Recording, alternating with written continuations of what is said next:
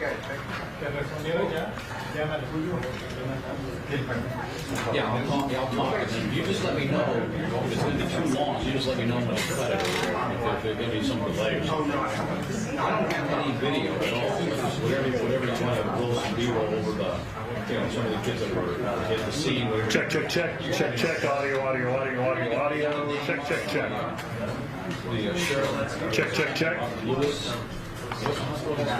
Audio. It's like Jenga. Check. Audio.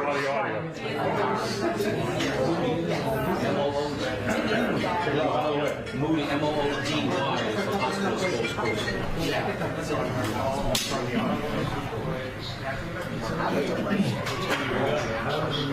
Hey, Rob, by the way.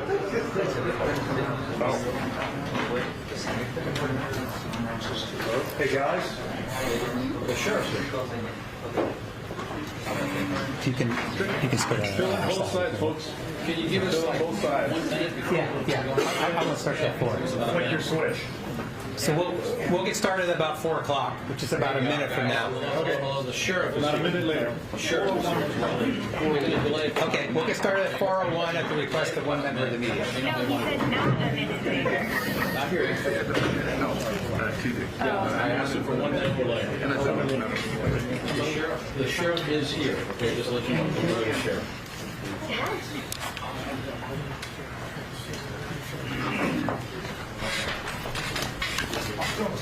Down in front. Yeah. It's going to start in 1 minute. Okay, yeah. Okay.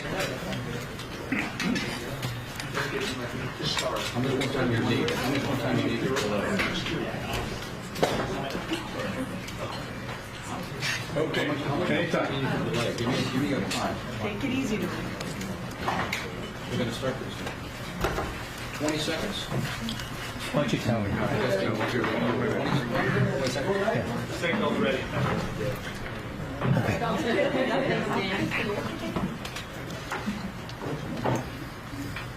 We are Right, sir. Thank you all for coming this afternoon. I'm sorry you have to be here. This occasion, I'm Patrick Moody, Public Information Officer for Henry Mayo Newhall Hospital. Before we begin, I'd just like to acknowledge a couple of people here and express the hospital's gratitude. Senator Scott Wilk is here to show support. Stephen English from Supervisor Barber's office is here. So thank you both for being here. It means a lot to us. So what we're going to do today is we have a few speakers to provide you with updates. I'd ask you to hold questions, please, until the very end. And then at the end, you're welcome to ask questions. And I'd like to begin by introducing Dr. Larry Kidd. Dr. Kidd is the Chief Clinical Officer for Henry Mayo Newhall Hospital. Thank you. Good afternoon. Welcome to Henry Mayo Newhall Hospital.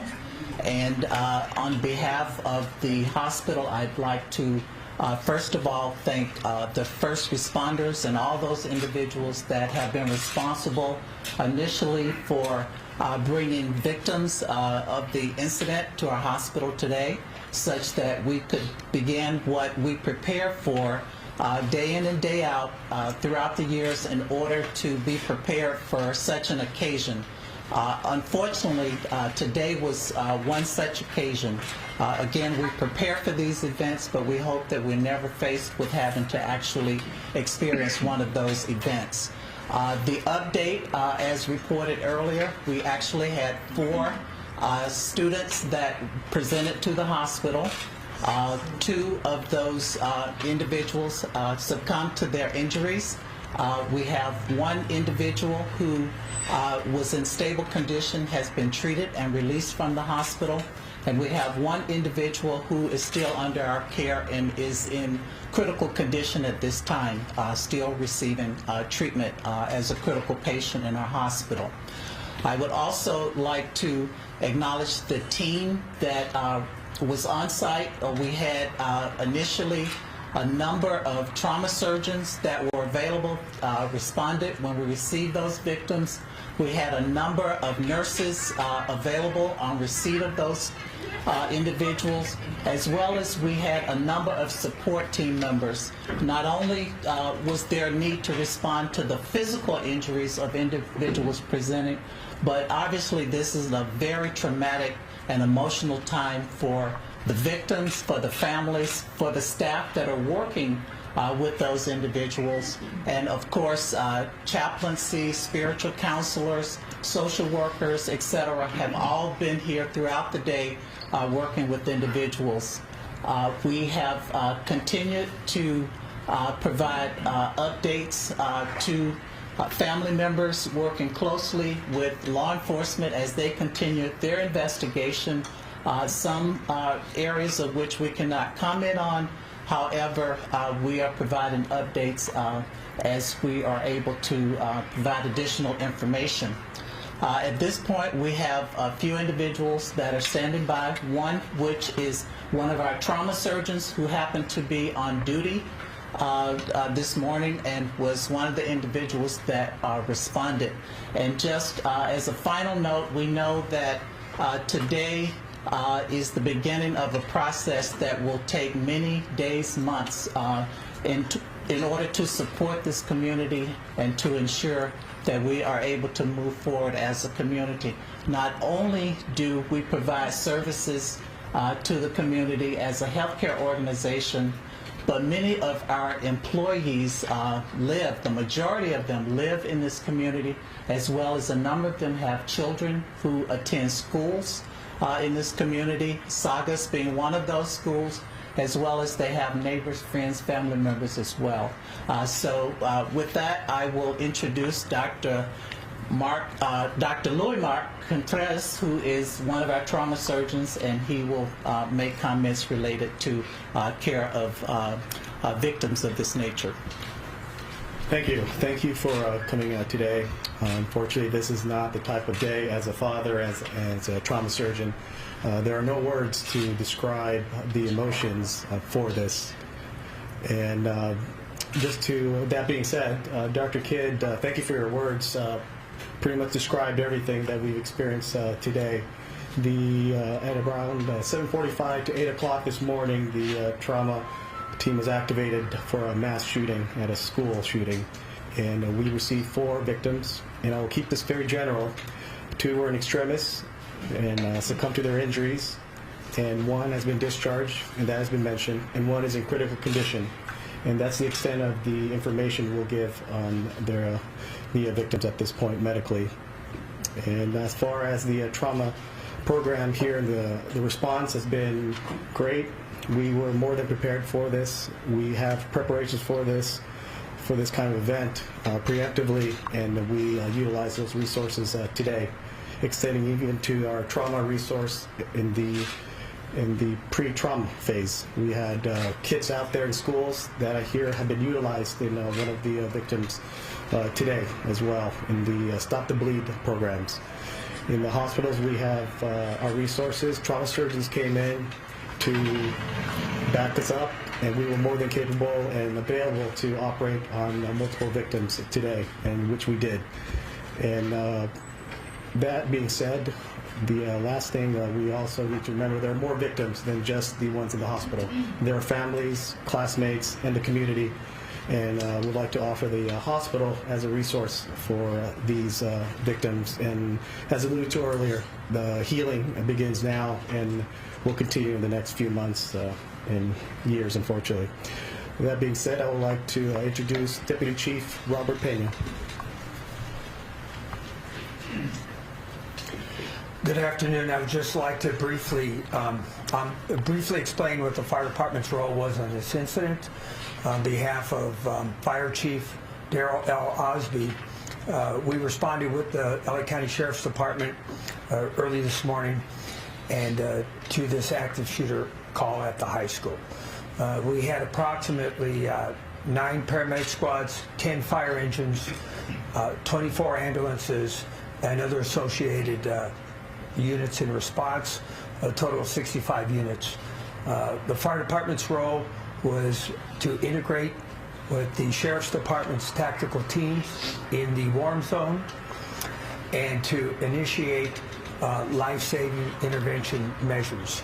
Upon that, we triaged, treated, and transported 7 patients, 6 shooting victims and 1 non-shooting related. 1 patient transported by helicopter, and the other 6 by ground transport. And they went to the hospitals of Holy Cross, Henry Mayo, and all of you had one patient. And with that, I just want to recognize and thank the Unified Command and the cooperating assisting agencies on such a traumatic incident. We had several of our first responders had their children in the school, attending classes, attending the school at that time. And I just want to thank especially the Sheriff's Department and the hospitals involved and the ambulance companies in the quick response and professional care. And with that, I'd like to introduce LA County Sheriff's Villanueva.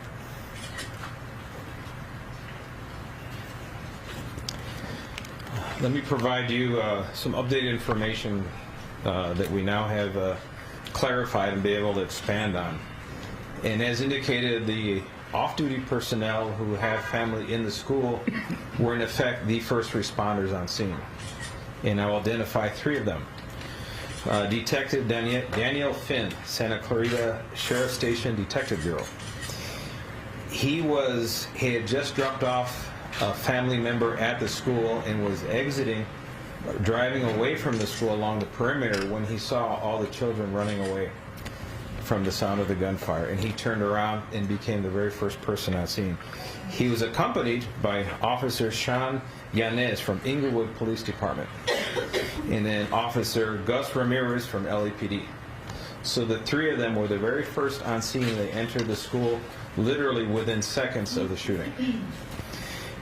They were followed within a minute by uniformed personnel from Santa Clarita Sheriff Station. At approximately 7:41 a.m., they were on scene inside the quad area where the shooting took place.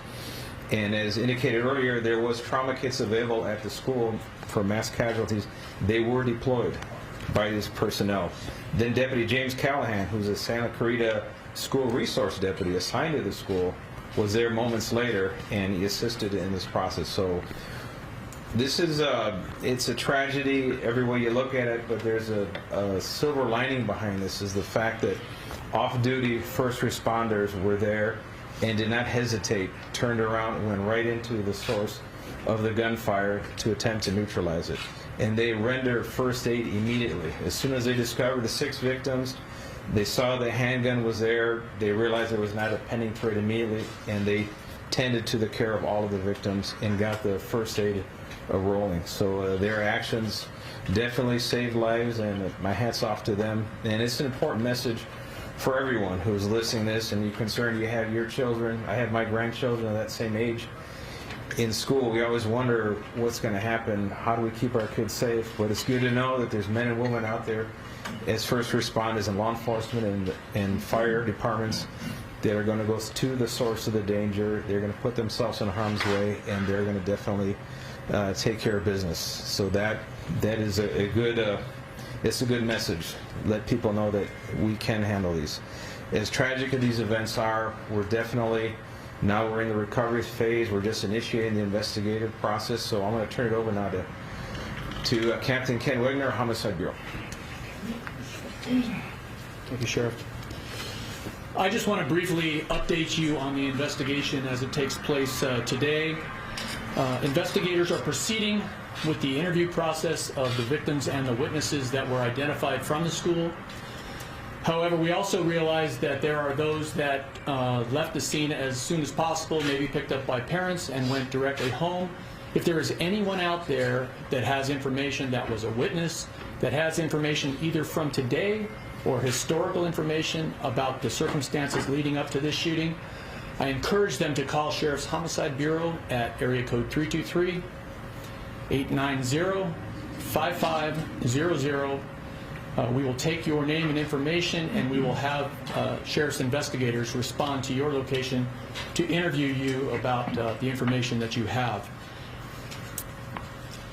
I spoke earlier about a search warrant that was pending at the 22900 block of Sycamore Creek Drive in Santa Clarita.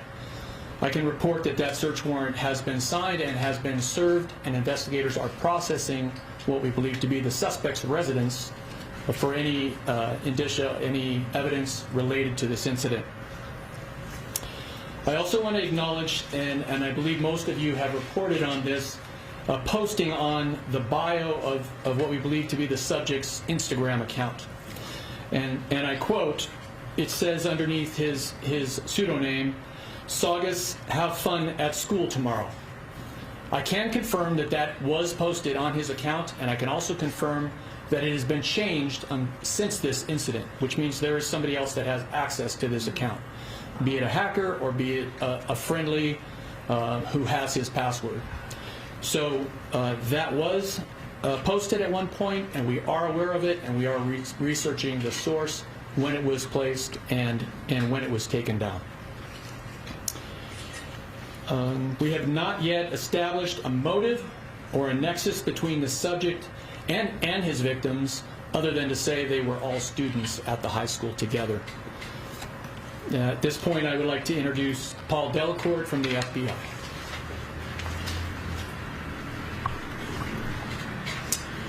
Good afternoon. I'm Paul Delacourt, the Assistant Director in charge of the FBI's Los Angeles Field Office. I know I speak for all the FBI personnel by offering our deepest condolences to the families and friends of the innocent children who lost their lives today, and the families and friends of those who were seriously injured as well. The FBI is continuing to provide assistance to the LA County Sheriffs in terms of investigative resources and technical resources, digital media exploitation, social media exploitation, and the personnel necessary to support any other leads that where we can assist. At this time, we have no reason to believe that the subject was acting on behalf of any other group or any ideology. We have no reason to believe there was any threat or any co-conspirators at this time. But this is day one of the interviews and the exploitation, and things could change. The investigation, of course, is ongoing. We will be thorough alongside the Sheriff's Department to follow any leads that we can to leave no stone unturned.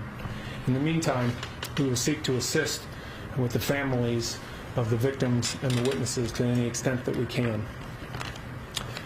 And while I'm here to offer condolences, and I recognize it's an operational and a clinical briefing, I want to let you know, reassure you that the FBI, the Department of Justice, our state and county and local partners, we talk about this. We work on this problem all the time, this problem of targeted violence and threat to life.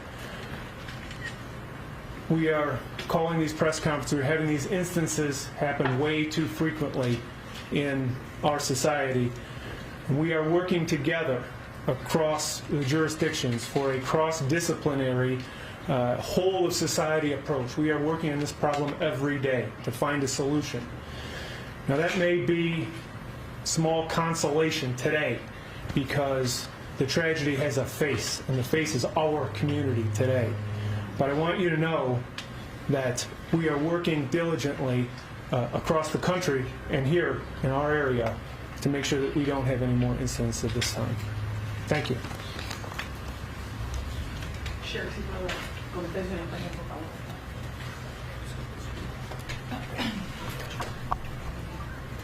A couple of things I want to add to this. One is for tomorrow, the William S. Hart School District will be closed for class. And that includes, obviously, Saugus High School. And all other school districts will remain open. And there are 5 for the Santa Clarita Valley.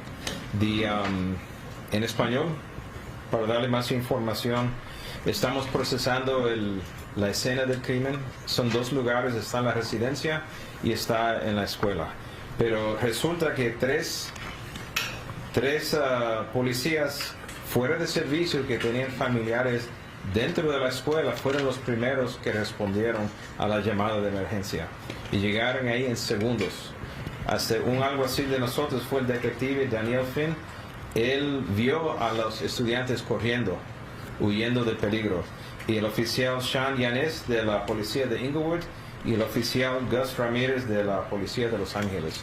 Los tres, no importó el peligro, fueron al sonido donde estaba el peligro y encontraron los 6 heridos de balas y ofrecieron primeros auxilios, y llegó una cuarta persona que es el alguacil James Callahan, que él es alguacil designado en la escuela como un recurso para la escuela.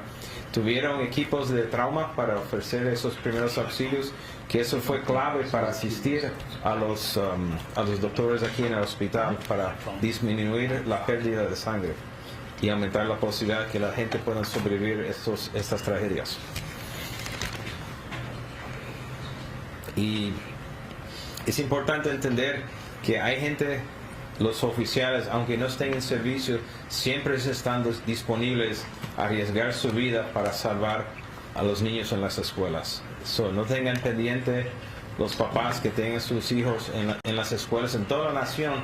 Estamos aquí, y en todos los policías, todos los bomberos a través de toda la nación, estamos aquí para servir y para ayudar, para disminuir la posibilidad que haya más víctimas en estos tipos de crímenes. Y quiero agradecer al FBI también la asistencia que están proveyendo a los detectives de homicidio en este caso. Well, Sheriff, is the suspect at this hospital, you can say, and is he expected to live? The suspect currently is in grave condition, and that's about as far as we can go with that.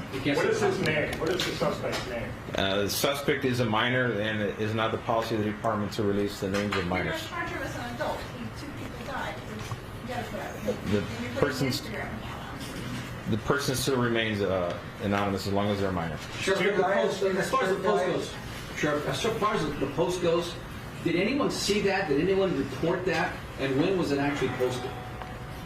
The post was discovered that we are aware of this morning and it was, as the captain said, it was very quickly removed from the account. So there's no time for someone to call and say, hey, you better look out, you better watch out. By the time we were aware of it, the tragedy had already happened. And there's absolutely no report of this guy having any problems with anyone before or anything? Keep in mind what was posted. It said, have a nice day. Saugus, have a nice day at school. Yeah, but in this day and age, There's nothing threatening about that. I mean, if we respond to those kind of things, we would be doing nothing but chasing our tail. So there was nothing threatening about that. Obviously, in context now, it may have some significance. But we don't know when it was posted. We don't know when it was taken down. Sheriff or the captain, do we know, based on the video, how long a time period this was from the time the suspect pulled the weapon till he shot himself? I did see the video, and within approximately 16 seconds it was over, and the gun was not displayed before that. So from the time that he withdrew the handgun from his backpack to the time that he was on the ground with a gunshot wound to his head was about 16 seconds. So he wasn't roaming around the campus looking for individuals to shoot, just people who were near him, that's who he shot. He was not. And you can't prove that one of the people he shot is his girlfriend, his ex-girlfriend? We have no indication that there's any nexus between the victim and the subject, except the fact that they were all students there. Sheriff, we haven't established anything more than that. I understand that you don't want to give out the name of the minor, which is not necessarily the case when we see these situations happen across the country. However, why can't you confirm that that suspect might be in this hospital being treated? Well, as a matter of practicality, whenever we have a subject in custody or a suspect in custody, we'll never divulge the location of that person for security reasons. Sheriff, can you clarify that the person here at the hospital is not the suspect? The shooting then appeared to be random. He just fired at whoever was in front of him. That's what it appeared to be. Okay. I'm clear that there are 2 kids that died at this hospital. Is the suspect or is it a victim? There are 2 victims who have since deceased. There is a third that is in grave condition. And that's all hospitals? Across all hospitals. Okay. Can you clarify the person here at the hospital who's critical is not the suspect and is a victim? All I can confirm is that there is one person here who is in critical condition. And it's not the suspect. Can I clarify this, like a little puzzle here? The surgeon said the person here is in critical condition. Do you have a grave condition category at this hospital or not? He's in critical condition. Okay. We don't have a grave condition. Okay, so now you're saying the person's in grave condition. This hospital does not have that category. When you say grave condition, is that coming from the hospital or from you? That's the terminology we're using, but we're going to defer to the medical experts. If they call it critical, it is critical. How do you know it's just 16 seconds? Because I watched the video and the timeline. I did. Are there any critical patients in any of the hospitals? We wouldn't know that. The gun was a .45 semi-auto pistol. And that's about all the detail we You can don't know release. who owned it or where the gun came from? That is part of the process of Do you have a investigation. registration on the gun? That we can't reveal at this time. About the message again, you had said something earlier that it had been changed since the shooting, which means he couldn't have changed it because he had already shot himself. Is that accurate? That's accurate. Okay. So doesn't that give you reason to think maybe somebody else is in on it? We don't believe so. What's it been changed? Well, I mean, somebody's obviously trying to cover his tracks, right? Yes and no. It's hard to say what the motivation is for whoever changed it, whether it's a third party that doesn't know him, hacked his account, whether it's somebody that he gave access to. We don't know. We're looking into it. We're investigating it. What does it say originally? I can't tell you what it says now. All I know that it's changed somewhat. You're talking about who stopped the gunman. Was the gunman himself, or was it one of the officers? The gunman was stopped when he shot himself in the head. And it sounds like, Captain, that you're fairly confident, although you're not 100%, that the suspect did post that himself last night. I have no idea when he posted it, and I don't know who posted it. I know it was posted on an account that we believe was belonging to the subject. So at this time, there's absolutely no clue, anything. What we have today is someone who woke up on his birthday and just randomly went to a school and shot up people. No warning, no nothing, no indication, nothing could have been done to protect anyone from the school.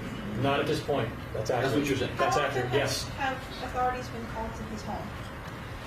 Is there a history of issued child services, county sheriffs going, deputies? Into the mic, Captain. Into the mic. Excuse me. We are researching the other agencies. I can tell you that there's nothing notable in the sheriff's database leading to that. What do you mean nothing notable? There's no recent calls that would indicate that there was turmoil at that house. Can you respond to the name that is Nathaniel Burhout? That's the name that's going around. Can you shake your head yes or no? Sorry. It's our policy. We will not discuss the identity of minors, period. And as far as the possible issues before, have you, I assume you've been in contact with local authorities, are you aware of any issues that have brought law enforcement to his home or involving him in the past, either your agency or any agency? Well, we are the local authorities, so our agency has not been there recently.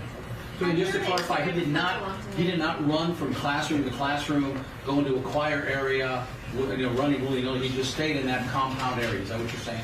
Yes, he stayed there. He withdrew the gun. He used the firearm until he shot himself and was right there in the quad with the firearm. So to be clear, you have patients who are two at Holy Cross. Those female patients are okay. You've got one that was released from Olive View. You had 4 that were brought here, 2 deceased, a male and a female. 1 released this afternoon. What's left is a person in critical condition, and that person in critical condition, which maybe you call grave condition, that's the only person we know of that is somewhere in a hospital.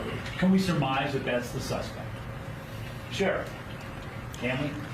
Sheriff, can you do a list of all the people who went to all the hospitals, all 7 people? Because it's confusing between this hospital and the other hospitals. Just give us a breakdown of those 7 people. The point that we do not release the location of a suspect or a subject who's in custody is for security reasons. But based on this line of questioning from everybody, it doesn't take a mental giant to understand that the person who was here is that. So now we're going to have to double or triple our security measures because of that. But that is the whole point. So we have time for 2 more questions. Have any charges been drawn up? Any charges been drawn up for? No. Can we ask the surgeon, the chief surgeon, the difficulty that you went through today? You're a father, you live in this area. We've talked to surgeons before. This is not an easy. It was probably very difficult for you when you described your emotions. It is a very difficult process for any father, let alone a trauma surgeon as well, especially with the gravity of the children, essentially, and family. And all the trauma surgeons feel the same way. A lot of disconcerted feelings and feelings of why, which we won't be able to answer. And that's usually the feeling that everyone has. Same feelings that you would have or the community has. And our trauma surgeons feel the same way too. Cher Villanueva, ¿le puedo hacer una pregunta en español, Cher Villanueva? Sí, en español. En relación a, Sí. a ese video que vio su asistente, los 16 segundos, ¿qué es lo que se ve para que la gente pueda entender? Lo que se ve en los 16 segundos fue el estudiante o el sospechoso llegó al área, lo que llama el quad, donde están los más jóvenes de la escuela secundaria, y tenía una mochila y estuvo ahí por un tiempo no haciendo nada más que mirando al vacío, y sacó la mochila y de la mochila sacó la pistola 45, disparó una vez y después un tiempo arregló algo de la pistola que no funcionó y disparó unas 4 veces más, un total de 5 víctimas, y después la última bala lo reservó para su propio uso. Ajá. Okay. Actually, Have we got anything else about the origin of the gun? so we're actually going to wrap this up now, and I'd like to just thank you all for coming. These people will be here for a while if you'd like to talk to them individually, but thank you very much. Sure. Pleased to meet you. Nice to meet you. Thank you guys for all your help. Hopefully not on this occasion again, but thank you for being here. Remember that.